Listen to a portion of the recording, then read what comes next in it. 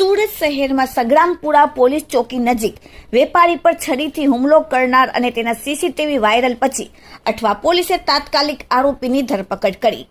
સુરતના નવસારી બજારમાં આવેલ સંગ્રામપુરા પોલીસ ચોકી પાસે બસંત બાઈદાન રબારી નામના વેપારીની હાર્ડવેરની દુકાન છે।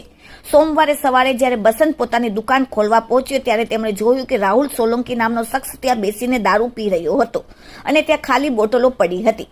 વેપારીએ ત્યાં દારૂ ન પીવા અને ગંદકી ન કરવા ટકોર કરી।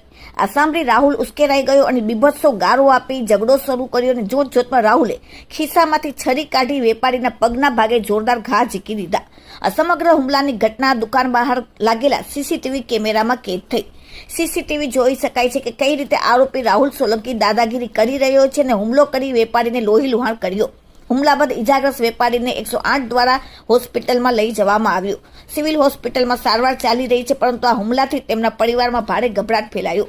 પોલીસ પાસે સીસીટીવી આવ્યા અને પોલીસે તાત્કાલિક ગુનો નોંધીને આરોપી રાહુલ તેજા સોલંકીને ઝડપી પાડ્યો।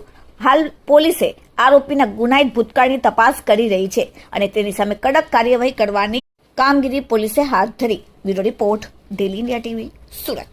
આજ રોજ સવારે કલાક 8:30 વાગ્યાના અરસામાં સંગ્રામપુરા ખાતે બસંત કુમાર રબારી કરીને હાર્ડવેરનો વેપારી છે, તે પોતાની દુકાન પાસે હતો ત્યારે આ કામનો આરોપી રાહુલ સોલંકી કરીને છે, જે તેની દુકાન પાસે તેની સાથે ઉશ્કેરાટજનક વર્તન કરી અને બોલાચાલી ઝઘડો કરી અને ફરિયાદીના પગમાં નીચેના ભાગે ગોઠણથી નીચેના ભાગે છરીથી હુમલો કરેલ અને નાસી ગયેલ બાદ પોલીસ ત્યાં આરોપીની તપાસ કરી અને આરોપીને પકડી લીધો।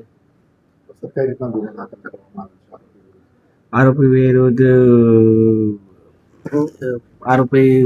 તીક્ષ્ણ હથિયારથી ઇજા કરવાનો ગુનો દાખલ કરવામાં